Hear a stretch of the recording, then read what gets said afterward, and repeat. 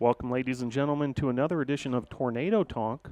We are here every Monday night at Dugan's Pub, 29 West French Broad Street in Brevard, North Carolina. We've got an exciting show on tap for you tonight as we take an inside look into Brevard College athletics. We will be speaking to the man on my left, assistant men's lacrosse coach Arnaud Olivier. We'll also hear from men's lacrosse student athletes Devin McCarriger and Nathan Ellen. We'll hear from softball student athletes Michaela McCoy, Sarah Lallier, Lauren Dow, and we'll also talk some men's and women's tennis with head coach Evan Schreiner. Want to thank our sponsors, Arby's, Zaxby's, Holiday Inn Express, Hampton Inn, Ingalls, Mission Sports Medicine, Comporium, Pepsi, and Dugan's Pub. Before we get started with our first guest, do want to just catch up, folks, on what's been happening around Brevard College athletics since we saw you last. First, this afternoon, some breaking news. Men's tennis player of the week, Tom Mittring, his third award of the season. Men's tennis rookie of the week, Tyler Frazee, also with his third rookie of the week award for the USA South Conference. And one of our guests later on, Devin McCarriger, men's lacrosse rookie of the week for the USA South Conference. So congratulations to those three student athletes. Now 22 USA South weekly honors this season for Brevard College student athletes. Around the spring sports, since we saw you last, baseball had a three-game series versus Pfeiffer. Unfortunately, three losses, 14-4, 16-7, and 12-9. Christian Ezel with a big weekend at the plate, 2 for 4 in Game 2 with a triple and 2 ribbies, 3 for 5 in Game 3. Next up for baseball at Methodist, a three-game series in Fayetteville, North Carolina, Friday, Saturday, and Sunday. Softball went 5-1 in the 6 games they played this past week. They've now won 7 of their last 8 overall.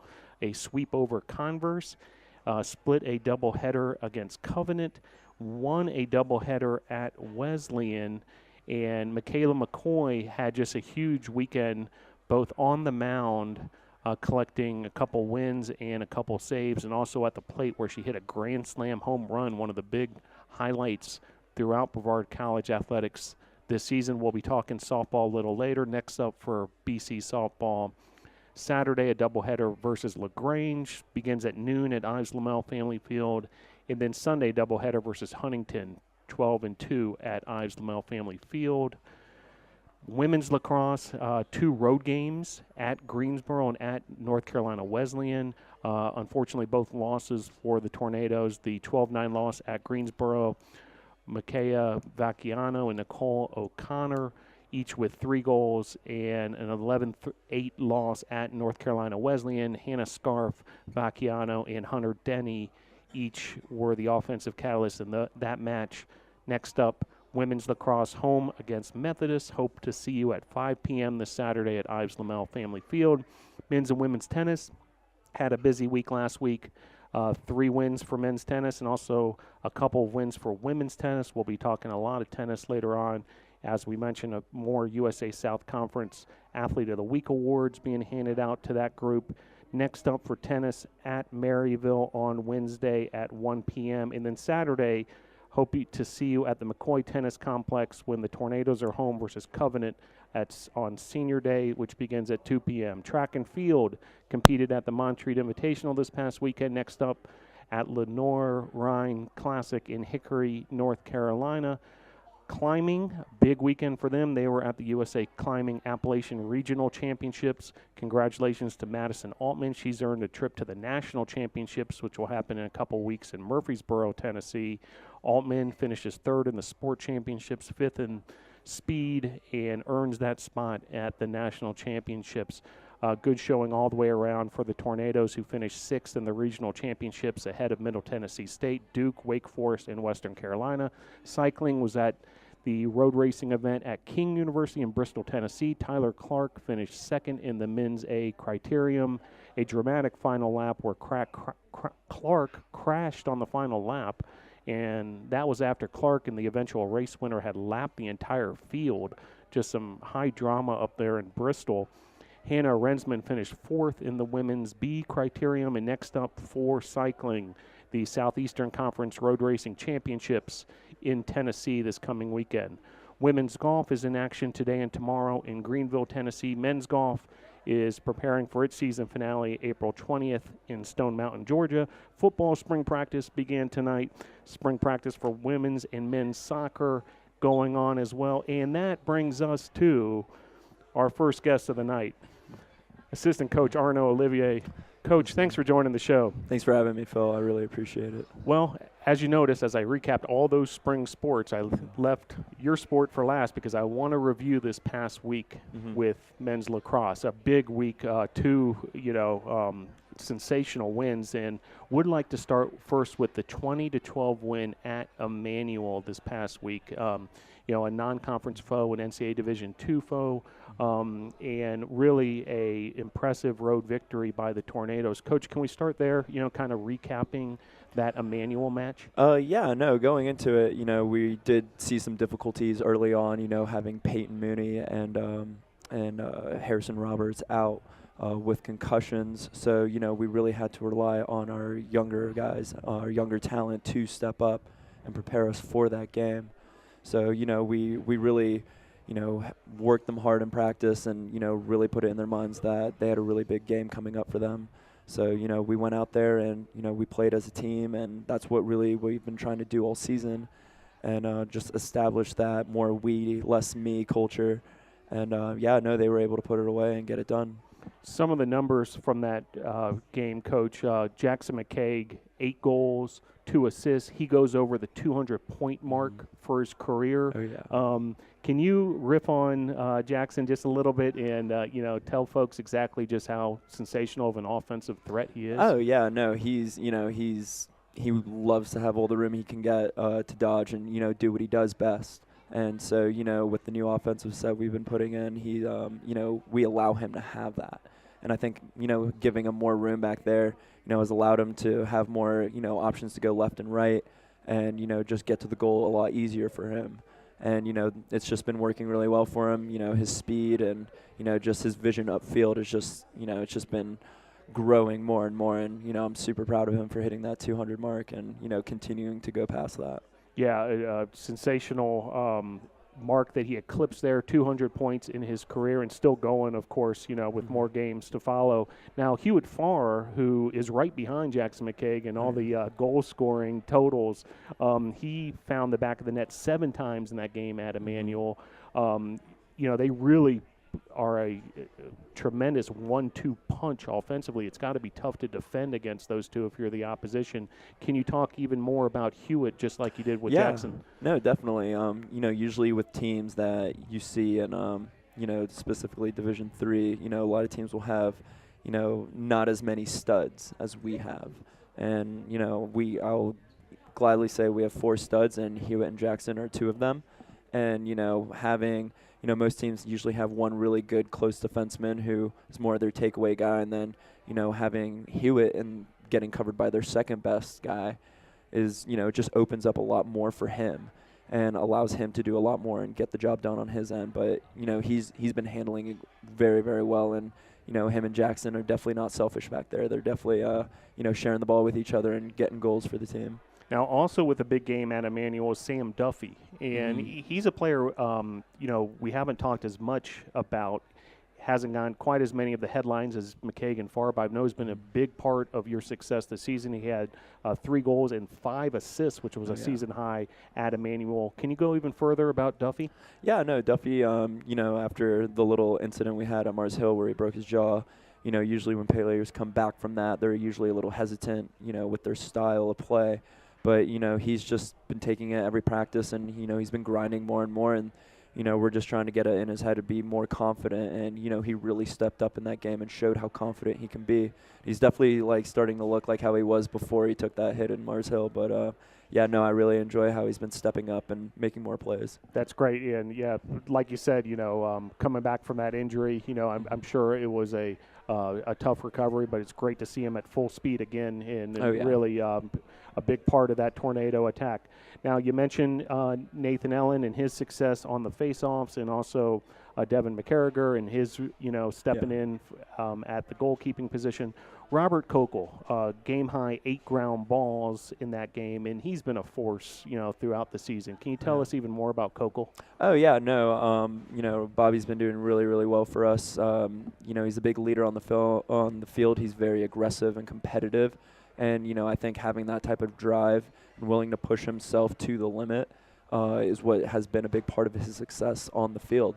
He's not afraid to go after the ball. And that's one thing that we've really enjoyed, seeing him do on the field is, he's not afraid to try to run through 3 people just to get to the ball. So, he's been putting in the work and getting it done. So after the win at Emmanuel, the Tornadoes return home to the friendly confines of Ives Lamel Family Field, a 12-10 win versus Greensboro. Now, the Tornadoes were down 6-4 at halftime, and then completely flipped the script on that game in that second half, in that third quarter, outscoring the Pride 8-4 in the second half. Can we start there as far as, the adjustments you and Coach Fritz may have made at halftime, and also, just the way the team delivered in that second half?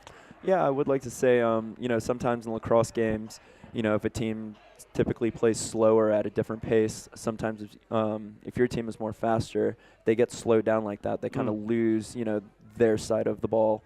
And, we kind of weren't playing our game in the first half. We were kind of playing to Greensboro's level and their speed of the game. So, come at halftime, we were just talking with our guys and just saying, we're faster than this. We played different than this, and we were hesitating. So we need to start stepping up and not hesitate as much. We came down to a situation where they called a timeout. And, this was in the fourth quarter, and we were up by 1. It was 10-9. And, I decided to make the call on defense was, hey, we're going to lock everyone off, and we're going to send our best defenseman to try to get the ball back. And by making that play, we were actually able to do that, and we were able to clear the ball and get another goal and actually have a 2-goal lead. And then, Greensboro bounced back and got a goal, but we were able to finish the game out. Yeah, just a gutty performance, down the stretch there, and a big win against the USA South Conference foe. Now, in that game, Jackson McCaig and Sam Duffy each with 3 goals, and also Sean Pratt with 3 goals in the victory. Yeah. Can you tell us even more about Sean? Oh, yeah, no, Sean's a great guy. I really enjoy coaching him. He's a great character on the field and off the field. One thing I've really been trying to work with him and our individuals is just to get him to move his feet a little more when he's in the crease. And, by doing that more in our game, the looks were there. Greensboro was paying a little more attention to, Duffy and Jack Shade and Hewitt, a little more attention, kind of leaving Pratt a little open. So, he was just getting to a spot, getting open. We were hitting the looks, and, he was finishing. He was putting it home for us. Now, Hewitt Farr recorded 4 assists to go along with a goal for 5 total points. And then Daniel Ramos and Evan Francois both found the back of the net as well. Ramos and Francois, can you tell us even more? Oh, yeah, no, Ramos he's really been stepping up a lot. This is the second goal he's had this season. He scored recently. I believe it was against Emmanuel as well. Or no, it was against William Peace. Right. Ramos came in and scored against them. He's such a confident kid. He's a big boy, and, he's not afraid to take the ball down if he needs to. And I always feel very confident when he has the ball on his stick. So, I like to let him go, and I like to give him that free rein to go down the field if he needs to. And then Evan, Evan's been great. He's been learning lacrosse. I know he's, football and lacrosse guy, but, I've just been trying to teach him a little bit more of, the lacrosse style, the flow of it, and how to, be a little more aggressive. And, Coach Fritz and I have just been really trying to get some of those guys who don't score as much to, be more confident to take it to the goal and score. And, Evan did that for us and even scored with his offhand. He scored lefty on that goal, so that was great. Now, you mentioned how important Nathan Ellen and Devin McCarriger were to that win at Emmanuel when they were both making their debuts in those roles. They did it again in their second start in those positions, the face-off specialist and the goalkeeper. Just how proud are you of these two, the way they continue to get it done? No, I'm very proud of them. Nate has been putting in a ton of work outside of practice, hit me up and say, hey, can we get some face-off work in before practice? And, I've been meeting him there, and he's been putting in the time, and, we've just been trying to prepare him, to go a full game. knowing that he doesn't have Harrison on his side to take faceoffs with him. And then you get Devin in the goal, stepping up, and I've been talking with him a lot, and just talking how other players shoot to the scout, and how to stay big, and telling him what he should and shouldn't be doing. Having Devin being pretty athletic, having him on the clear has been really crucial. So that was an adjustment that we made, and it actually benefited us. But yeah, no, I'm very proud of them. They've stepped up like no other. So I'm excited for those boys. And the USA South Conference recognized Devin as well, naming him Men's Lacrosse Rookie of the Week this week. So congratulations to him, and we'll talk to those two in just a little bit. Now, Coach, I do want folks to get to know you and your background a little more. This is your first season at Brevard College under Coach Jim Fritz. And you guys obviously have been doing a great job and doing a lot of things to change the culture, of the Brevard College lacrosse program. Can you tell folks a little bit how you got into the sport and ultimately into coaching? Yeah, no, I've always had a very athletic background with my family being from South Africa and they being star athletes over there. And we moved to Canada, and I just picked up hockey and started playing hockey a lot. And then when we moved down to Cary, North Carolina, found around 8th grade a lacrosse stick and was kind of like, what is this? And, started playing with some friends, some of my hockey teammates. And then, I just kept getting better from there. And I was like, you know what, maybe I want to play lacrosse and take it more seriously. And then, played for a great high school, Middle Creek High School in Raleigh. And, graduated from there, got a scholarship to play at Lenore Ryan in Hickory, North Carolina under Greg Paradine. Had a blast there for 4 years.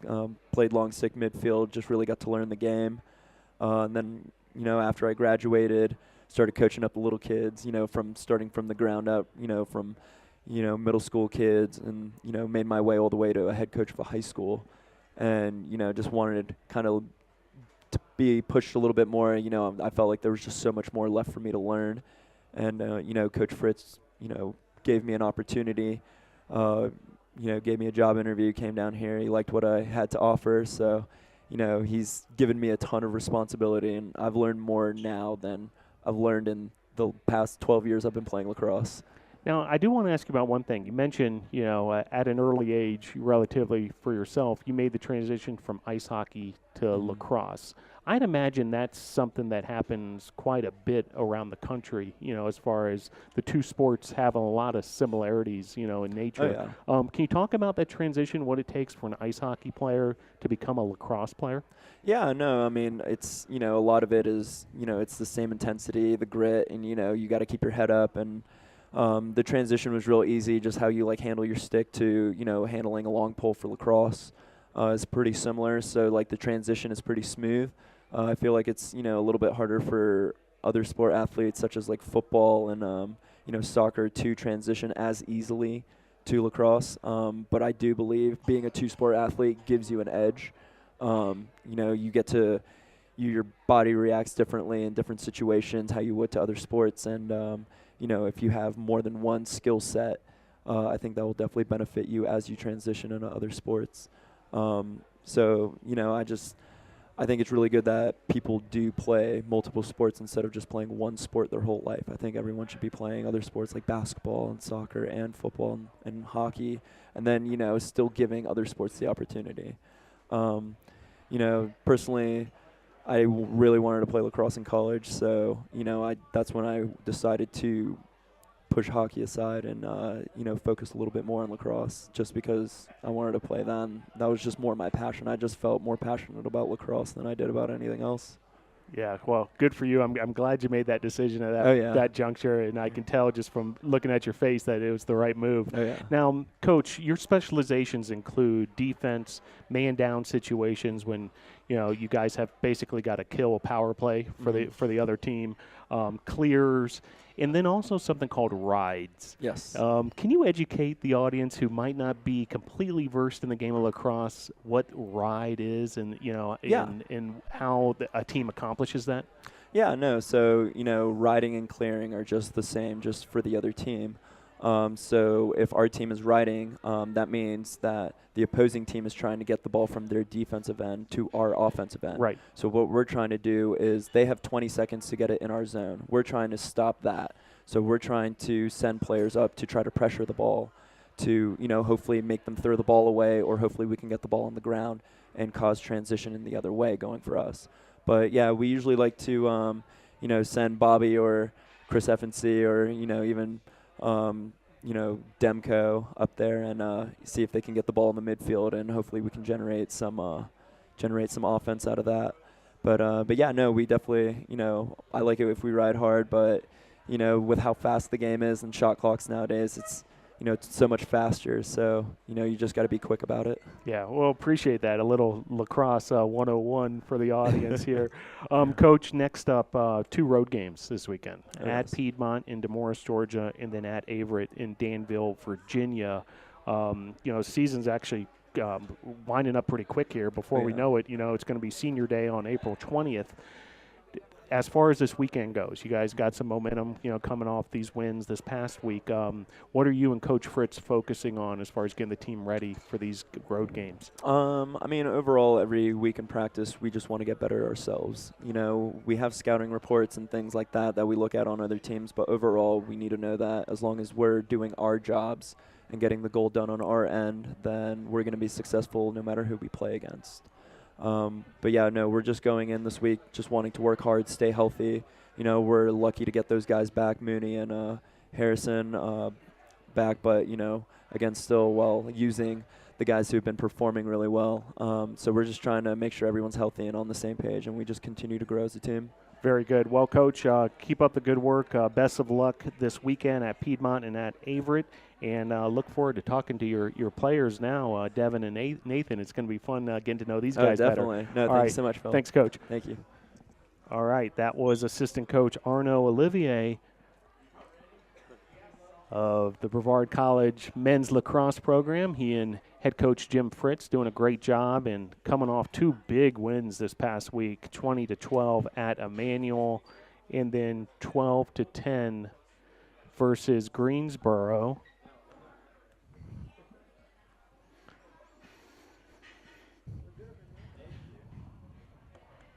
As our next guest gets settled here.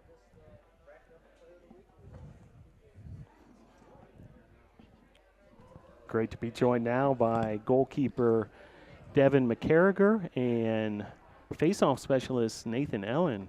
Gentlemen, thanks for joining the program. No problem.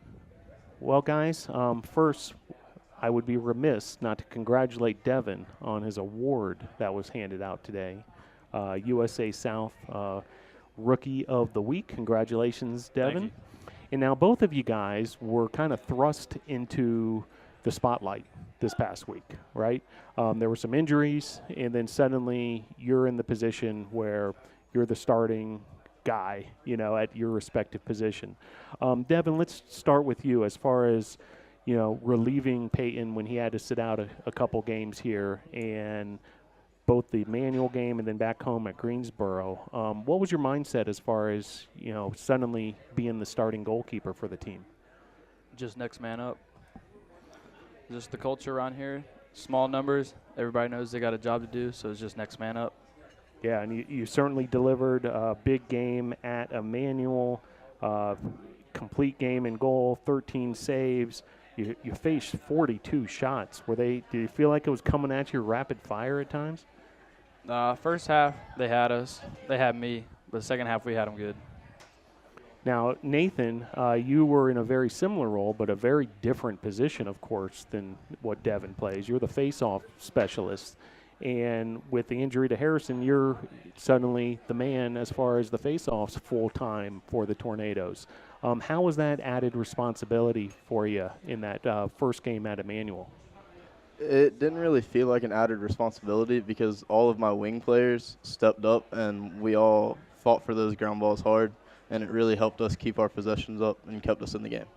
Now, Nathan, would like to talk a little more about the face-off itself. And keep in mind that a lot of our audience might not know the ins and outs of lacrosse and, all the details the way you guys do. Can you describe what goes on at a men's lacrosse face-off? Both players will line up and we will sit one head here and one head here so that we are top to stop, as they say, and the back of our sticks are facing the ball. and when the ref blows the whistle, it is each player's job to try and get that ball out and get it to your teammate or get it to yourself so that you can gain possession for your team. Now, every once in a while, there's a face-off violation is the call, from the officials. What typically constitutes a violation? If you move before the whistle, or if somebody tries to grab your head or impede your motion, that'll typically get you a whistle. Now, Devin, back to goalkeeping. It's not just stopping shots by the opponent. Once you gather the ball, it's about creating offense and, a successful clear attempt. Sometimes even being part of the offense, as we saw by Peyton early this season with a long bomb assist that he had, that resulted in a goal. Can you talk about that part of your game as far as, becoming, suddenly the beginning of the offensive attack? I just like to run when I got the ball. I played midi first, so I just love to run when I get the ball. Love to get things started. I got recruited because I run the ball up the field, so that's what I like to bring to the program is just push the fast break. Okay, so the tactic you often use is take off, let me just make this thing happen myself, Yes, sir. rather than a quick outlet pass. Yes, sir. Interesting.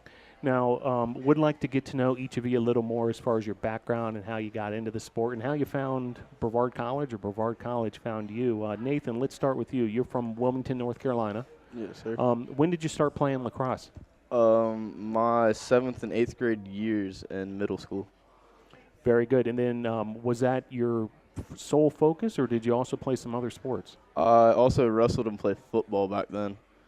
I found lacrosse as an extra sport between wrestling, winter, and summer seasons. And then eventually, did you focus solely on lacrosse, or did that happen once you joined the Brevard College Tornadoes? I really started focusing more on lacrosse about my junior year when I found out that I had to take over the whole starting position at my high school. Makes sense. Similar question to you, Nathan. When did you get started in this great sport? And, can you talk about your progression, from when you started to now that you're at Brevard College? I mean, I always had a couple of friends who played lacrosse. I mean, I knew what it was. I'd throw around with the friends in the neighborhood. But I started 9th grade year. I started out in midi, just run up the field. But my dad wanted me to play goalie, so I gave that a shot, made JV, and then I floated my sophomore year with varsity, got a lot of playing time up there. The junior year took it over, went 12-3, went to playoffs. Just overall great guys. A lot of kids who could shoot hard got me ready for it. And you mentioned midi. Did you become a full-time goalkeeper at a certain point, and that was your sole focus? I played midi for like one season, and so I moved to goalie after that because the team needed one. Never played it before. Thought it might be fun. Now, you're both freshmen here at Brevard College, and you all have the benefit of an incredible senior class on your team. By my count, 11 seniors that will be honored on April 20th when they play their final home game at Ives Lamel Family Field. Can you guys talk a little bit about how, those guys have helped you all both on and off the field, and, how fortunate you may be to have a senior class like that to teach you? I mean, well, the seniors they're all great. They help at the beginning of the year. We didn't know anybody. They would just shoot around with us, just hanging out. And so they just pretty much brought us up, telling us about how the program is, the culture is, and just enforcing it on us. They really helped show us how to split our time better here between your classes and homework and being able to get out there and practice your sport as well. They really helped us go from the transition from high school to college. Yeah. As important as it is teaching you, the tricks of the trade on the lacrosse field are those off the field side of things, to keep everything in balance. And I'm glad you mentioned that, Nathan. Now, up next is a game at Piedmont on the road and then a game at Averett on Saturday. I know I'm sure the coaches instill just a one game at a time mentality in you all. I noticed you had a workout today on Ives Lamel Family Field, and you guys were practicing out there. What were the things you all were working on in practice today, and have the coaches started to share with you any of the game plan for this weekend? Just working on getting ourselves better. That's pretty much it. Just come to work every day. Anything to add? No, he summed it up. Very good. All right.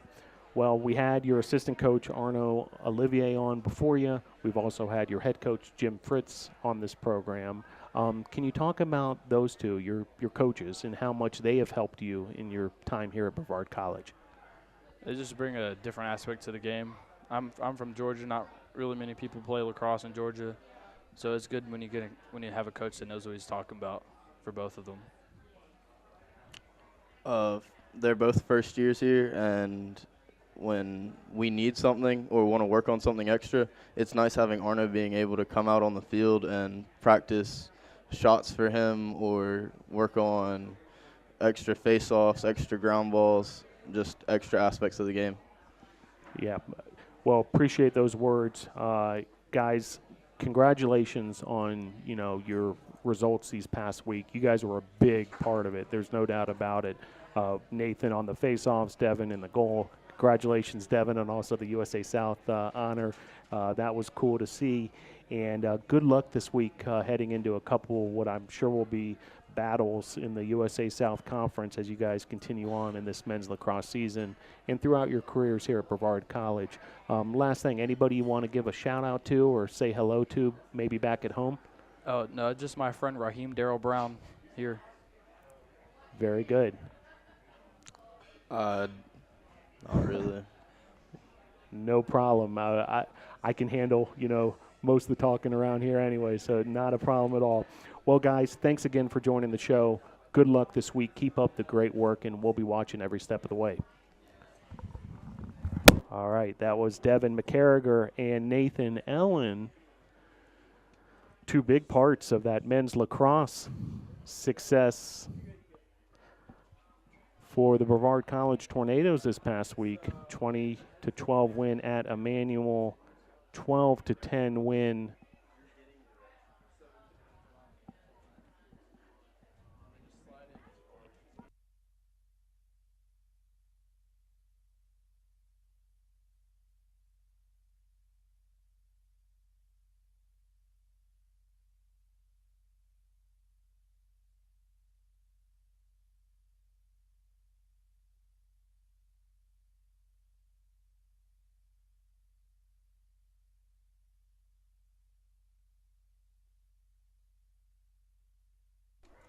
All right, as we switch gears now to softball, great to be joined by Michaela McCoy, Lauren Dow, and Sarah Lallier. Ladies, thanks for joining the program. Thank you. Good to be here. Well, you all are one of the most red-hot teams on campus at the moment. I don't know if you've done the calculations I have, but this past week you won 5 of the 6 games, went 5-1.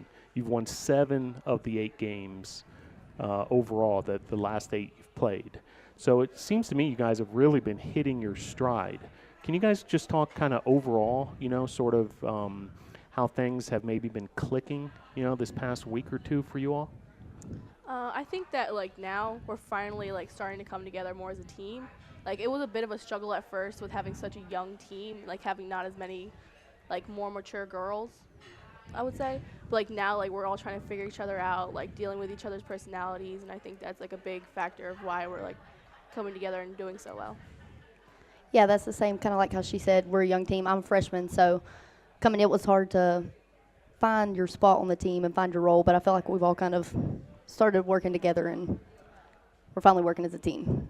Yeah, it's that point in the season where freshmen aren't freshmen anymore, so they're kind of part of the team now. They finally found their role, and everybody just seems to be gelling together really nice and kind of understand why we're doing what we're doing and why we practice what we practice. So, Well, I have to talk about something that happened this past weekend, and I was fortunate enough to witness it live. Michaela hits a grand slam home run. You don't see many of those, in softball or baseball or what have you. First of all, Michaela, Have you ever hit a grand slam before any time in your career? I've hit one grand slam before, but I've never hit one in college. And to the ladies here, one of you, I believe, was on base for the grand slam. Am I right? You were, Sarah. Was I? Mhm. No, Yeah. I was. So, yeah, Sarah, you actually kind of got that all going that inning, getting on base with an RBI single that cut the deficit to 1, and then the grand slam came. So from your perspective as a base runner, did you know it was out right away, and did you realize it was a grand slam as it was happening? Like when Michaela gets up to bat, like her stance, like you're always ready for her to just hit it, and you're just thinking in your mind, get out ball, and like it finally happened, and we're all like so excited, like coming around the plate, waiting for her to come around, her big smile on her face. It was so exciting. Now, Lauren, I'm imagining you were in the dugout. Yes, if you sir. weren't running the bases at the moment. What was that reaction in the dugout? It was awesome. I know I started walking out of the dugout the moment she hit the ball. I knew it was gone, so it was pretty cool. Yeah. What was great about it was it wasn't just a grand slam where, the score was lopsided one way or the other. I mean, it was really a turning point in the game and in that, 2-game series, against Covenant, as the Tornadoes went on to win that game. And congrats again. I mean, you created one of the highlights of the year for Brevard College athletics, no doubt about it.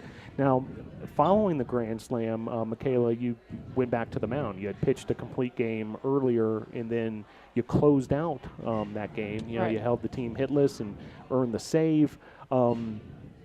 Was it tough to go from the adrenaline rush of hitting the grand slam to suddenly maybe a deep breath or two and saying, hey, all right, now it's time to pitch? Yeah, it's always difficult having a big inning like that and just kind of knowing that you need to settle down and hit your spots, that you still have a job to do on the mound, regardless of what just happened. But it actually was kind of difficult the first time I went out there. I think I threw like 3 straight balls to the batter, but it was easy to make the adjustment, and we did fine the rest of the game. Yeah, you certainly did make the adjustment, and the rest of the team, was able to hold on to that lead and get it done. And Sarah, I do want to mention some of your work in the outfield. Or I'm sorry, Lauren. I want to mention. We'll get to Sarah in a second. Lauren, I want to mention some of your work in the outfield, and then we're going to get to Sarah and her work defensively. But Lauren, you've made a couple of highlight reel catches out there, and I see Michaela nodding because she, as the pitcher, has probably been the beneficiary of some of those, protecting these leads. Is it just instinct, when all right, I got to dive for this one versus, letting it bounce in front of me and maybe, keeping the runners in check? You don't even think about it. It just happens. It's just you've got to have the mindset, see the ball, catch the ball, and it just comes natural, I guess. Well, keep doing what you're doing because you're getting it done out there and you're covering a lot of ground. Now, Sarah, you play both in the infield but also catcher at times, correct? Can you talk about that as far as, the mindset you need to switch from one position to the next, especially a position that like catcher where you're suddenly part of the the pitching battery and, calling pitches and those kind of things? Well, catching I've been doing for the majority of my life. Last year, I was a catcher infielder, and this year switching to outfield. It was really different because I haven't played outfield in a long time, but it needed to be done, and we needed to do it. So coach said you got to catch it, so I did. It's a little different, just the throws. Outfield is long and catcher is short, but it's just something you have to do, so you got to do it. Yeah, well, y'all are getting it done. There's no doubt about that. Winners of 7 of your last 8. Now, right after that emotional, day, Saturday at Ives Lamel Family Field with that, win in the second game over Covenant, you guys hit the road, right, on Sunday morning and headed to Wesleyan, which I believe is in Macon, Georgia. Yes, sir. And, y'all had to do it again. Was that tough to suddenly, get on the road for a bunch of hours and then, realize that, hey, we need a couple more W's here? Oh, most definitely. I know that everybody was tired the next day. You could tell it's almost like everybody had a little bit of jet lag. But we stuck it out. We waited until the last inning of every game to get it done. But, you got to get it done when you can get it done. Yeah, and y'all certainly did a 3-0 win in the first game, a 10-4 win in the second game. Michaela with a complete game win in game 1 and a save in game 2. Lauren, you had a big day at the plate as well, 2 for 4 with 2 runs scored. And Jocelyn Falkers went deep with the home run, her second of the year. Can you all talk about that home run? Because a lot of folks might not have been able to see that one live. Like, looking at Jocelyn, you wouldn't expect her to just do it, but sometimes she just pulls it out. Like, most of the time she bunts, but when she gets to hit, she definitely shows that she can. Yep. Now, would like listeners to get to know a little more about each of you. Michaela, you're from Sylva, North Carolina. Yes. Not all that far from here. You've transferred into Brevard College after spending 2 years, I believe, at Georgia Highlands College. Yes, sir. And Sarah, you're from Lewes, Delaware. And Lauren Dow, you're from Sparta, North Carolina. So y'all are all from somewhat in the region, I would say, with Sarah the furthest, traveled here. Can you all talk each, just one at a time, how you found Brevard College? Or did Brevard College find you? I was looking to transfer in December from my JUCO. We had made a list of schools that we wanted to go to, and Brevard just happened to be in my email one day. Like, they just happened to ask me if I was interested, if I was committed anywhere, and me and my father looked at it, and he was like, it's really close to home. We kind of weighed our options, and I was like, sure, why not? Took a visit, and then I committed not too long after that. Very good. Well, we're glad it all worked out and that you're here as a Tornado. Lauren, how about yourself? The same as Michaela. I just happened to get an email, and then I scheduled a visit, and I came, and I fell in love with the place and fell in love with Coach, and this is where I ended up. Sarah? There was a girl who went here last year. Her name's Paige Atkinson. She played, and me and her previously back in Delaware, we played on a team together, and she was a big role model for me. And she reached out to me my senior year of high school and was all like, hey, like, this is a really good school. Why don't you give it a shot? I know you're going to come to college soon. So I took a visit, and I did a camp, and I thought it was great. And she was there, so we had a year together, and she was mainly the reason why I'm here now. Now, earlier this season, and in many ways, it was kind of a turning point for y'all's year, I believe. You all took a trip to Tucson, Arizona. Now, Yes. while most students might head on over to Myrtle Beach or down to Florida or something for spring break, you all got a ton of games in Tucson, Arizona. Can you all talk about that trip just a little bit and, how it helped the team develop? I think that going on a trip like that, it helped us on the field, but it helped us bond just as friends because, when you go somewhere like that, like I know for me that was my first time flying. It was just a lot of first-time experiences shared together, and we just got a lot closer as a team, and that helps on the field too. So I think it was good for the chemistry on the team. I think the trip really was. I think it was a good experience for all of us too, just getting back into the swing of things before the meat of our season comes up. Like, being in close quarters together for like a week, it's like hard, but like at the same time, it kind of like forces you to get to know each other more because you're around each other all the time for a week. And on those long plane rides, no doubt about it. Well, ladies, next up this weekend, 2 home doubleheaders. First against LaGrange beginning at noon on Saturday, and then Sunday at noon versus Huntington at Ives Lamel Family Field. How much of a home field advantage is there for you all? The comforts of your own locker room, your own dugout, maybe some of the nuances of the field that the other team might not be aware of. Can you guys speak of how important it is for you guys to have these home games? We do have a bit of an advantage. Like, a lot of the teams don't play on turf, and we practice constantly on the turf, so we do have that advantage. And just having the comfort of the college and our teammates behind us and our friends and even families if they come, like, having them there instead of in like our hearts is like a big thing.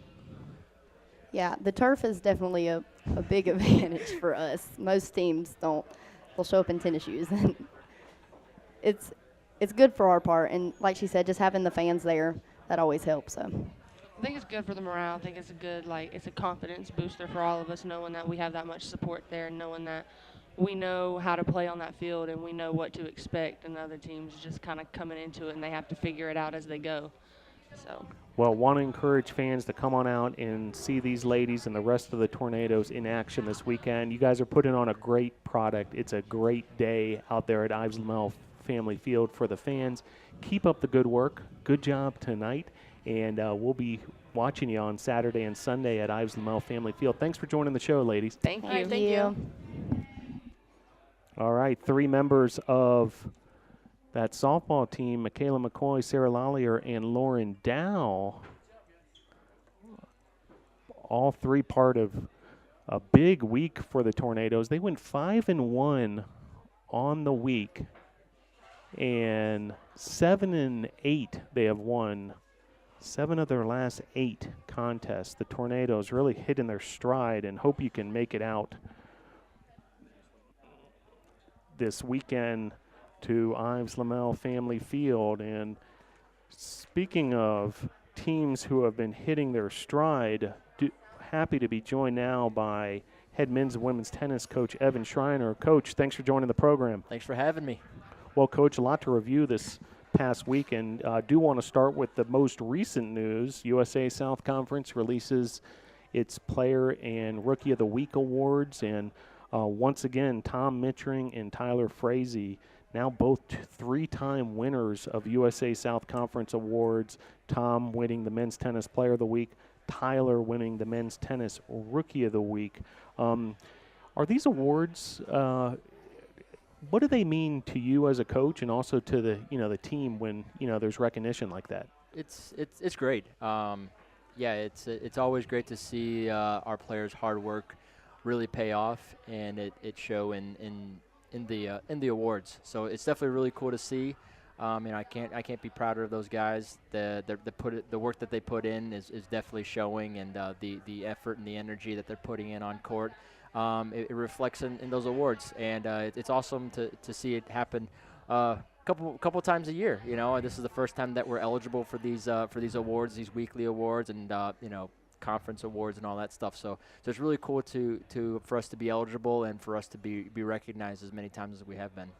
Well, 6 combined awards between those two, Tom and Tyler, and part of the 22 awards that have been won across all of Brevard College athletics. So really a great year for the whole department as far as being able to win a bunch of those awards. Now, let's celebrate each award a little more. Mm-hmm. Tom Mittring, the senior, we've talked about him a lot. From Germany, Mm-hmm. has just been tremendous all season, has got a just mind-blowing winning streak going. Yep. In the meantime, many of his matches have been of the 6-0, 6-0 variety on Yep. the singles side, and then teaming with his teammate Tim Hanks on the doubles side. I know I've asked you about it before, Coach, but if you can go even further about Tom Mittring and just how exceptional of a student athlete he is. Yeah, he's the complete package. He's somebody who is an incredibly good tennis player, obviously. He's an incredibly smart person, and he's a very, very thoughtful person as well. And he's somebody that, even on the tennis court, you're not going to see somebody. You're not going to see him, make a bad call. You're not going to see him get in any arguments. I mean, he won the sportsmanship award last year as the men's tennis player nominated for that. So he's just a complete package of the type of person that you want on your team. I gave the guys today off because we had matches on Saturday and Sunday, and I'm finishing up, and Tom comes into my office and says, "Hey, Coach, you want to hit some?" And I said, "Heck yeah, man!" So we went out and we hit for about 35, 40 minutes. Nice. I was exhausted afterwards because he just gets every ball back in play. But it's awesome to see somebody who's so hungry and still has a love for the game and still has that great energy that we talk about all the time. And for him to show it in so many different ways. I mean, he's just a brilliant student athlete. He's got such great grades. He's been scholar athlete from the ITA, the Intercollegiate Tennis Association, for every year that he's been here. And that you have to have a 3.5 GPA or higher to get that. And to see him do that, he's been accepted into several different graduate schools, and he's got a lot of great opportunities going forward for him when he does graduate. So when I think of Tom and Tim as well, I mean both those guys are just the complete package of a person that you want and a great competitor, a great teammate, a great student, and just great person overall. Now, while Tom is getting it done, as you know, his college career is about to come to an end. You know, we've got senior day coming up shortly. Tyler Frazee on the other end of the spectrum, this sensational freshman out of Tampa, Florida, just seems to be rolling as of late. Can you tell folks even more about Tyler? Yeah, he's he's the definition of energy when I talk about that. And you know, my players probably are sick of me saying that word. What's that E word I like? Energy. We know, Coach. Yeah. So, but it's great to see it. It's great to see it on court. And I'd rather tell somebody, hey, you're gonna have to, you know, just you're doing great. Just tone it down a little bit, than to say, hey, let me see you pumped up here. And Tyler's just that type of person. He's got such great energy, you know, and it resonates with the rest of the team when they hear him, when they see him doing well. He's definitely that type of person, and that brings the energy and brings the emotion that I want to each of the matches. And then it shows off in his wins. It shows off in that positive way that he approaches each match, and it shows in his in his wins. And he's been doing great, and it's been shown in the three-peat Rookie of the Week award, and it's great to see his hard work and his effort and all that stuff paying off in a good way. Now, would like to review this week, and if we can stick to the men's side, and then we'll get to the women's side shortly here. You know, wins over Johnson University this past Tuesday, and then you mentioned the back-to-back matches this weekend, a 5-4 win over Huntington on Saturday, and then a 7-2 win over Berea on Sunday. Can you talk about those matches in specific, and you know, maybe some of the challenges that the team had to overcome? Yeah. Huntington's a good team. We split with them last year. We lost 5-4 at their place in a heartbreaker, and then we won 6-3 when they came here. So we knew that it was going to be another tough match. You know, Coach Charlie Ostin's a great guy, and he definitely brings a good team each time. And we knew that that it was going to be tough because, you know, we were short-staffed for that match because one of our guys was out with a rock climbing competition. So we knew that every match was important, and every match there needed to be, you know, we needed to win each match. And so we tried to shift the doubles lineup a little bit, and we put Tom at 2 doubles with Andrew Ingram, one of our freshmen, just to kind of help him out. And then we put Tyler with Tim, and that worked. You know, that we got the wins there. And it was a nail-biter at 2 doubles with Tom and Andrew, but they pulled it out, and Andrew had some incredible shots. And then Tom just being the rock-solid guy that he is.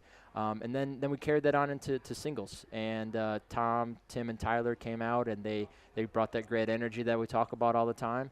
And they came out and won in straight sets all their matches. And then Andrew had a close one, but he just couldn't pull it out. But yeah, so, you know, we knew that we needed to come in every match, and we needed to really fight for every match, and every match was really important. And they came out and they won it, and that was awesome.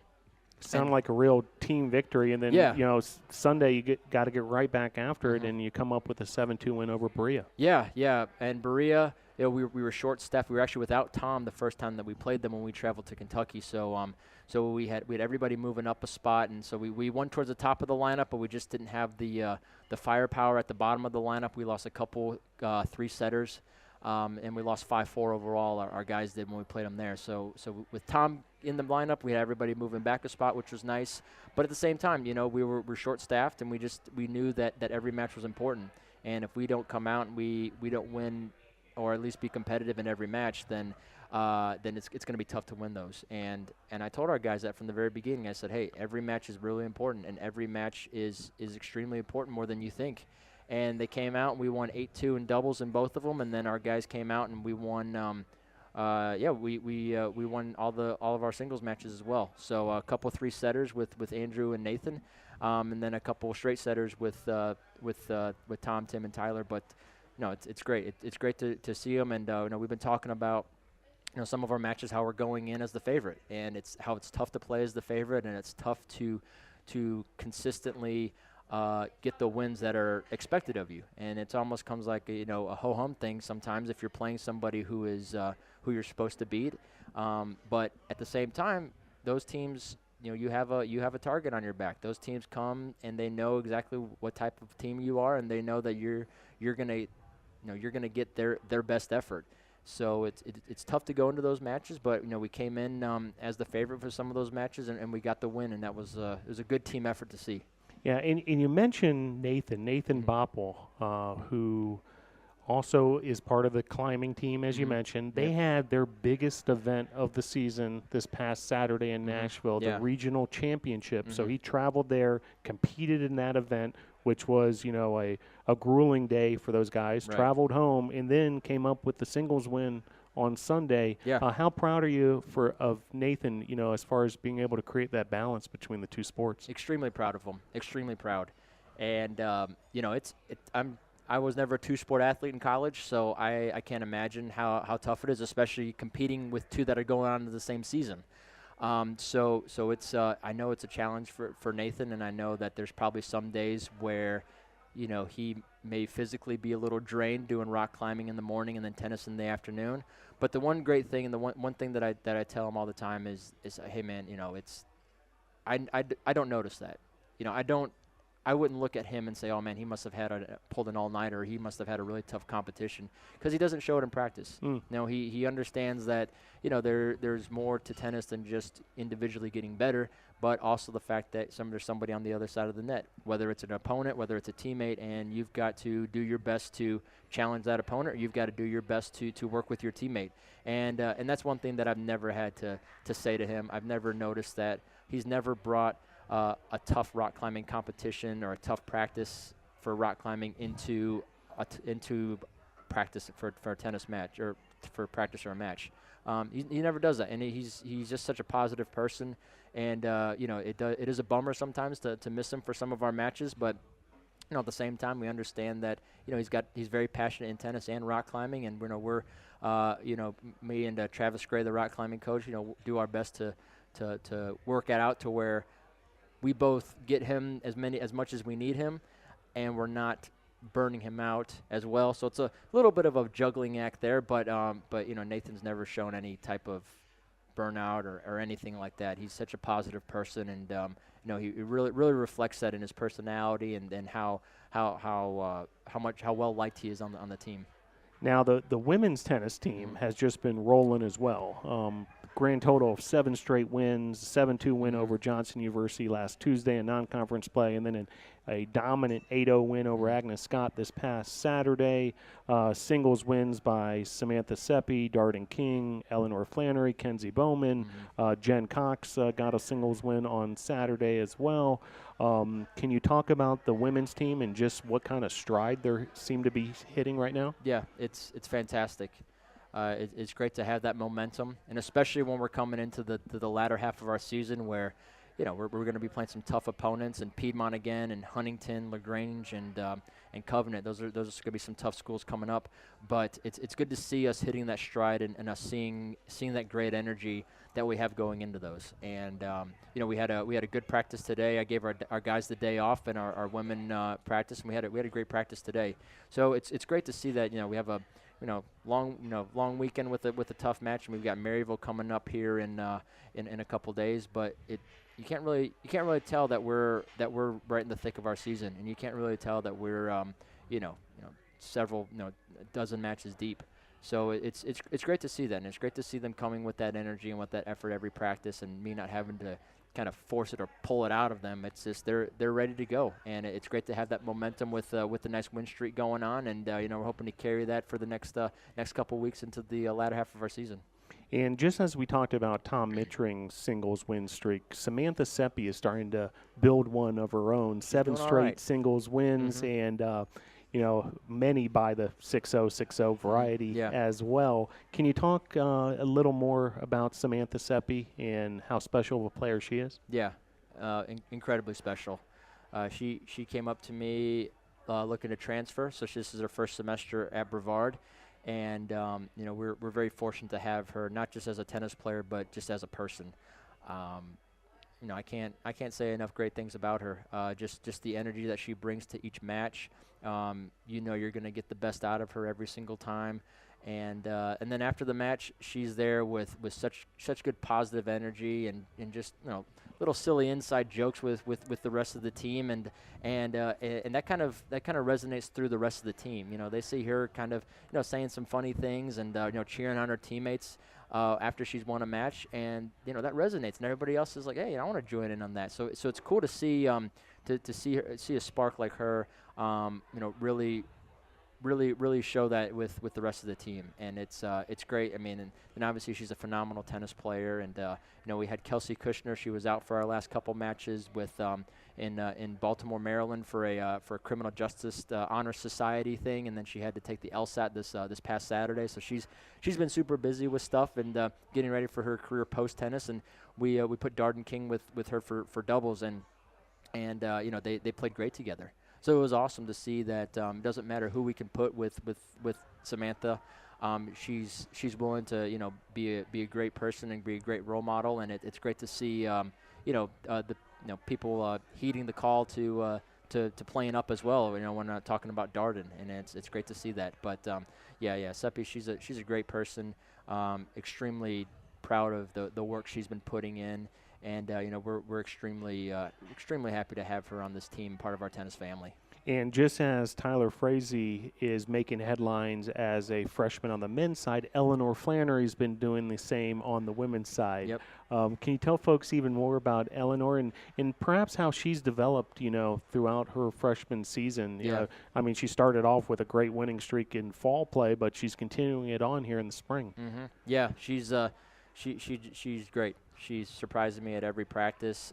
She's, again, just such a positive person, such a positive energy coming in, and it's great to have somebody coming in, and it's great to have somebody coming in and having that instant success.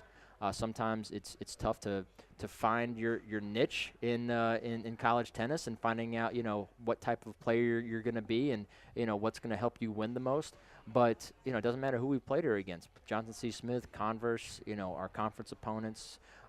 It's great, and she's coming in and she's winning every single match, and she's technically she's very good technically, and just has a great foundation. So that's always something as a tennis coach. It's great to have because when kids come into college, a lot of times their technique and everything has been ingrained in them, and it's tough to break them of bad habits. But she came in very well coached, and she's a very coachable person too. And and it's great to see that. And I'm incredibly proud of all the work that she's been putting in. And we're hoping to continue that win streak that she's got coming up this week and then into this weekend. But she's again a great person, excellent energy that I like, and just couldn't be prouder of her. Well, Coach, both teams really playing some excellent tennis as of late. As you mentioned, Wednesday, a road trip to Maryville, and then Saturday, 2 p.m. at the McCoy Tennis Complex, home against Covenant, and it's senior day. It is. Can you talk about the significance of that and perhaps celebrate your seniors one last time with us? Yeah, it's great. It's going to be our last weekend home match. So we've got one more home match against Piedmont the following week, but you got to do on the weekends just to get all the family in, and I know that we've got a lot of cool things. There's going to be a cookout going on. There's going to be several other. I think softball and women's lacrosse is going on as well. So it's going to be a really, really busy weekend, and we've got a lot of parents that have already told me they're coming in. So it's going to be a lot of fun. It's going to be fun to honor them and really appreciate the hard work that they've put in throughout their tennis careers here. And hopefully, we'll get a couple wins against Covenant out of it. But yeah, it's great. And the one bad thing about senior day is it's kind of your realization that you're not going to have those players on your team anymore. And it's not a bad thing. It's great that these kids are leaving with a college degree and making a great impression on the Brevard College tennis program. So there's all great things, but at the same time, it's like, oh man, we're going to be missing these guys. But it'll be a great time to honor everybody, and we're going to have a lot of people at the match, I'm sure, because of just the impact that a lot of them have made, not only part of the BC tennis program, but the BC tennis community, and just knowing these people and just having those personal relationships, whether they're host families or just tennis fans that they've got to know our players. It's going to be great to see that. It's going to be great to celebrate that and honor our players, and hopefully put icing on the cake with a couple W's there. Well, I do want to invite folks out this Saturday versus Covenant, 2 p.m. Senior Day at the McCoy Tennis Complex. And the Senior Day ceremony will happen before the match? Yep. So we'll do the Senior Day ceremony probably about 10 minutes before the start. We'll do warm-up starting at 1 or maybe just a little bit before that. And then we'll do probably our 1:50 or so. We'll do the Senior Day ceremonies, and then we'll start right at 2 p.m. Great. Well, hope folks can come on out. If you haven't been out to the McCoy Tennis Complex, it's a tremendous facility, and it'll be, like you mentioned, Coach, a great afternoon of Brevard College athletics. You can catch a lot of different sports all in the same day. Yeah. Coach, just stick with me here as we wrap up tonight's show. Thanks again for joining the show, Coach. I do want to thank all of our guests. We had assistant men's lacrosse coach Arno Olivier on the show. It was great to talk to Coach Arno. We had a couple of the men's lacrosse student athletes who have been a big part of their recent success, Devin McCarriger and Nathan Ellen. McCarriger, by the way, also won a USA South Conference honor this week, Men's Lacrosse Rookie of the Week. We talked to 3 softball student athletes, Michaela McCoy, Sarah Lollier, and Lauren Dow. Softball team has been playing very well as of late also, winners of 7 of their last 8. And, of course, we wrapped up tonight's show with the man on my left, head men's and women's tennis coach Evan Schreiner. Want to thank all of our sponsors, Arby's, Zaxby's, Holiday Inn Express, Hampton Inn, Ingalls, Mission Sports Medicine, Comporium, Pepsi, and, of course, the home of Tornado Talk, Dugan's Pub. Hope to see you later this week at some home Brevard College Tornadoes athletic events. The big day on Saturday, where we have a softball doubleheader at noon. We've got men's and women's tennis senior day at 2 p.m. and then women's lacrosse at 5 p.m. at Ives Lamel Family Field. Softball is also in action on Sunday at Ives Lamel Family Field. So come on out, check out some of these student athletes. You'll love it on the campus of Brevard College. Be sure to visit the official athletics website, bctornadoes.com, and follow the Tornadoes on social media at BC Tornadoes on both Twitter and Instagram, and there's also the Brevard College Athletics Facebook page. Be sure to like that. And if you need even more Brevard College Athletics coverage, check out the YouTube and the SoundCloud page. Some people like to listen to this program, the audio version of it. SoundCloud's the spot for that. Thanks again for making tonight's show possible. We'll see you next week here at Dugan's Pub. Go Tornadoes.